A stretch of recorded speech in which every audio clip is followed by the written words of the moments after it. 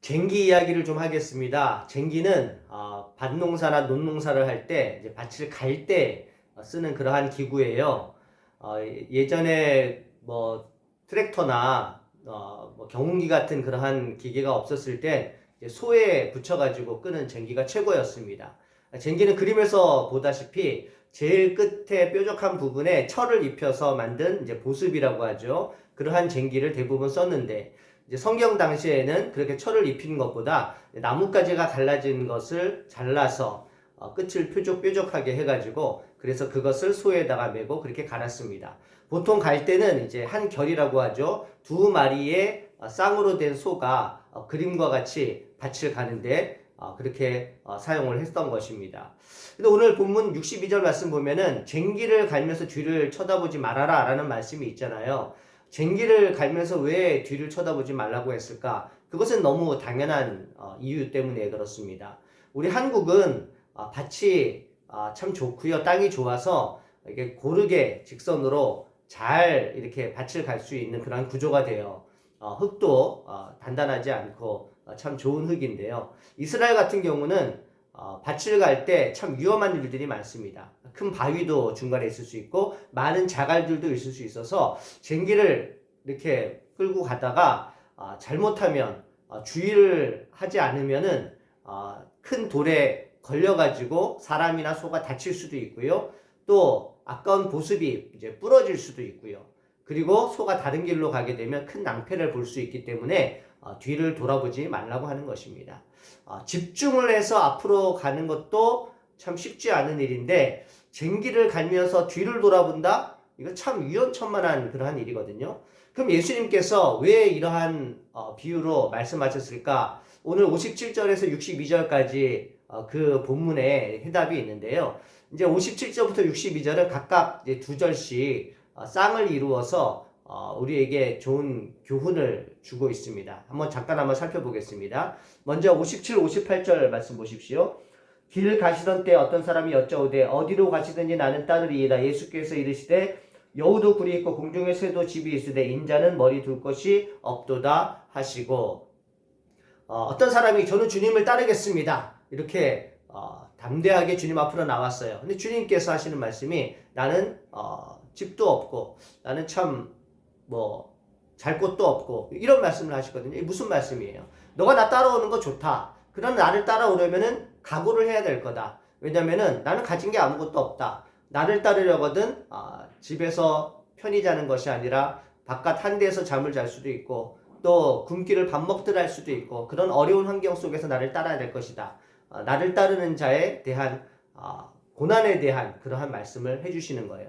그 다음 구절을 한번 보겠습니다. 또 다른 사람에게 나를 따르라 하시니 그가 이르되 나로 먼저 가서 내 아버지를 장사하게 허락하옵소서. 이르시되 죽은 자들로 자기의 죽은 자들을 장사하게 하고 너는 가서 하나님의 나라를 전파하라 하시고 어떤 사람은 제가 주님을 따르는데 대신 집에 장례가 있으니 장례를 좀 치르고 따라가겠습니다. 이렇게 말했거든요. 예수님이 하신 말씀은 달라요. 장례 참 중요하다. 그러나 죽은 사람 장례 치르는 것보다 산 사람 전도하는 것이 더 중요하다. 이 말씀을 하시는 거예요. 마지막 두 절 말씀 보겠습니다. 또 다른 사람이 이르되 주여 내가 주를 따르겠나이다마는 나로 먼저 내 가족을 작별하게 허락하소서. 예수께서 이르시되 손에 쟁기를 잡고 뒤를 돌아보는 자는 하나님의 나라에 합당하지 아니하니라 하시니라. 주님을 따르겠는데 그래도 제가 가족들 작별을 해야 되지 않겠습니까? 작별 인사만 하고 올 수 있도록 해주세요. 주님 말씀하십니다. 하나님 나라에 너는 합당하지 않다. 왜냐면요 가족도 중요하지만 하나님 나라를 바라는 사람은 앞을 보고 가야 된다는 말이에요. 뒤를 쳐다보지 말라는 말이에요. 아까 전에 쟁기를 갈면서 뒤를 쳐다보는 것 위험하다고 말씀드렸잖아요. 하나님 나라에 동참해서 그의 사역을 하는 사람도 마찬가지입니다. 앞으로만 가야지 자꾸 뒤를 돌아보는 것은 하나님 나라에 합당치 않은 예수님의 제자로서 합당치 않은 자라는 그러한 말씀이에요. 우리 주님은 어정쩡하게 당신을 섬기는 것을 원치 않으십니다. 우리 주님은 보험처럼 한 옵션이 아닙니다. 주님을 따라가려면 모든 것을 버리고 주님을 따라가라는 말이에요. 그 주님에게 집중을 하는 것이지 주님을 따라가는 척하면서 좌를 보거나 우를 보거나 뒤를 쳐다보지 말라는 그러한 말이에요. 성경에 참 많은 사람들이 뒤를 쳐다보다가 화를 입은 사람인데 대표적인 사람이 창세기에 나오는 롯의 아내 소금 기둥이 된 그런 사람 아닙니까? 창세기 19장의 말씀을 잠깐 읽겠습니다. 여호와께서 유황과 불을 소돔과 고모라에 비같이 내리사 성에 거주하는 모든 백성과 땅에 난 것을 다 엎어 멸하셨더라. 롯의 아내는 뒤를 돌아보았으므로 소금 기둥이 되었더라. 롯의 아내가 왜 뒤를 쳐다보았을까요? 그것은 아브라함과 롯이 결별할 때 아브라함이 롯에게 먼저 선택을 하라고 했거든요. 롯은 기도하지 아니하고 눈을 들어서 세상을 쳐다봤습니다. 물이 풍부하고 참 보기 좋았던 그 땅을 자기가 찍는 거예요. 그 땅이 바로 소돔과 고모라였습니다. 그러니까 그 땅이 얼마나 비옥한 땅이고 얼마나 좋은 땅이었겠습니까? 롯의 아내는 그 환란 가운데에서 자꾸 그 풍요했던 과거를 되돌아본 거예요. 집에 두고 온 어떤 것을 자꾸 쳐다본 거예요. 그래서 하나님께서 진노하시고 롯의 아내를 소금 기둥으로 만드신 것입니다. 뒤를 쳐다보는 자의 최후는 바로 그러한 것입니다. 하나님의 말씀을 따라가는 것이 아니라 하나님의 말씀을 따라가는 것처럼 하면서 마음은 뒤에 있는 사람, 세상에 있는 사람, 이런 사람 하나님으로부터 합당하지 못한 자, 그리고 하나님 앞에 올바르지 못한 그러한 또 벌을 받을 수 있는 그러한 사람이라는 것을 말하는 겁니다. 광야 시대 이스라엘 백성들도 마찬가지였습니다. 이스라엘 백성이 광야에서 참 많은 원망과 불평을 했잖아요. 물이 없다. 물을 주니까 빵이 없다. 만나를 내려주니까 고기가 없다. 메추라기를 내려주지 않으십니까? 심지어는 이 사람들이 어떠한 불평을 했냐면요. 민수기 21장 5절 말씀에 우리가 애굽에 있을 때 값없이 생선과 오이와 참외와 부추와 파와 마늘들을 먹은 것이 생각나거늘 이제는 우리의 기력이 다하여 이 만나 외에는 보이는 것이 아무것도 없도다 하니, 이 사람들이 이렇게 말한 이유를 성경은 탐욕이라고 말을 하거든요. 이방 사람들이 탐욕이 생겼고 그것이 이스라엘 백성들에게 전이 되어서 사람들이 탐욕이 생겼는데 그 탐욕이 부추와 파와 마늘, 참외 이런 것들에 표현되는 것입니다. 그런데 광야에서 원망을 했던 이 사람들이 놀라운 경험을 한 사람들이잖아요. 홍해를 건너왔던 사람들입니다. 불기둥을 받고요. 구름기둥을 받고요. 하나님의 계명을 그럼 받은 사람들이에요. 그럼에도 불구하고 이 사람들은 자꾸 뒤를 돌아봤어요. 애굽을 돌아봤죠. 우리가 흔히 말합니다. 애굽은 세상을 의미한다고요. 세상을 자꾸 돌아본 것입니다. 하나님의 사람은 믿지 않았던 상태에서 예수님을 믿은 순간 홍해를 건너는 것입니다. 홍해를 건넌 사람은 다시 돌아오지 못해요. 홍해가 갈라지고 다시 합쳐졌을 때 어느 누구도 그 길을 돌아오지 못했어요. 애굽의 병사들은 다 거기서 빠져서 죽지 않았습니까? 예수님을 믿은 사람은, 예수님을 나의 구주로 고백한 사람은 다시 홍해를 건너서 세상으로 갈 수 없는 것입니다. 앞으로 나아가는 길밖에 없어요. 광야가 힘들고 어렵지만 가나안으로 가는 방법밖에 없습니다. 그러나 많은 그리스도인들이 홍해를 건넜음에도, 예수님을 고백하고 거듭났음에도 불구하고 자꾸 뒤를 돌아서 세상을 바라본다는 것입니다. 세상 가운데 그 옛날에 죄를 짓고 살았던 그때를 그리워한다는 거예요. 하나님이 이것을 원치 않으시고요. 그런 사람은 하나님 나라에 합당하지 않다고 오늘 본문에서 말씀하는 거예요.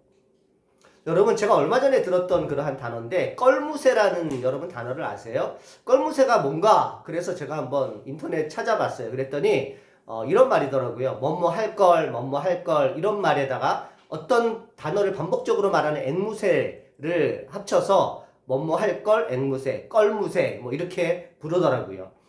이것이 이제 우리가 부동산이나 여러분들 하는 자산을 불리는 주식이나 이런 걸 할 때 내가 그때 집을 살 걸, 내가 그때 주식을 팔아야 될 걸, 이렇게 후회를 잘하는 사람을 일컬어서 이렇게 말을 한다. 제가 이렇게 들었어요. 근데 그것을 넘어서 인간관계에 있어서도 저 사람 내가 만나지 말았어야 될 걸, 저 사람 내가 참 사귀지 말았어야 될 걸, 이런 사람들도 있고요. 심지어는 이제 가족관계, 특히 부부관계에 있어서도 내가 저 사람 결혼하지 말았어야 될 걸, 여기까지 가는 참 불행한 사람을 또한 말을 하는 것을 그렇게 표현하는 것을 일컫습니다. 여러분은 후회를 많이 하십니까? 저는 저를 잠깐 돌아보면 과거에 참 후회를 많이 했던 적이 있고 저도 껄무새였던 적이 있었던 것 같아요. 그래서 이렇게 할 걸 저렇게 할 걸 참 후회를 많이 한 적이 있었는데 지나고 나니까 그 뭐뭐 할 걸 이렇게 한 후회가 저에게 도움이 되지 않더라고요. 아무 도움이 되지 않습니다. 사람이 미래를 보면서 앞을 보면서 나아가야 되는데 자꾸 뒤를 돌아보고 과거에 얽매여 있는 거예요. 물론 이제 과거에 자신의 역사를 바라보고 또 고칠 것을 고치는 그러한 의미에서는 중요한 일이지만 과거에 갇혀 있는 사람들이 있습니다. 옳지 못해요. 하나님 나라의 일을 할 때는 더욱더 그렇습니다. 교회의 일도 마찬가지인 것 같습니다.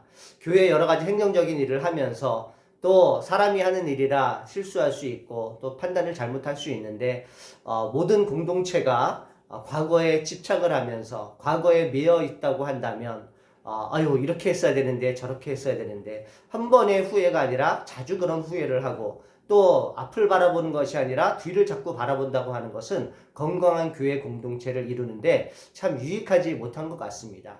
우리는 이제 교회를 이전하고 앞으로 건축을 해야 될 그러한 지경에 있습니다.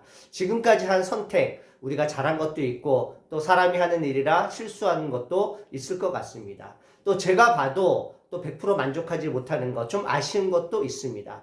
그러나 과거에 집착을 하면서 아휴 그때 이렇게 했어야 되는데 이것이 한두 번이 아니라 너무 오래 그렇게 집착을 하게 된다면 그것은 우리 공동체에 또 그것을 말하는 생각하는 사람에게도 유익한 것이 되지 않을 것입니다. 앞으로 우리가 교회를 건축하는데도 여러 가지 선택을 해야 되는데 그것도 마찬가지예요. 치열하게 또 기도하고 또 토론도 하고 끝내 이제 많은 사람들의 또 의견을 모아서 좋은 결과를 예측하면서 선택을 하겠지만 혹 그것이 조금 우리의 방향들과 달라지는 부분들이 있을지라도 너무 과거에 집착하지 않기를 소망합니다.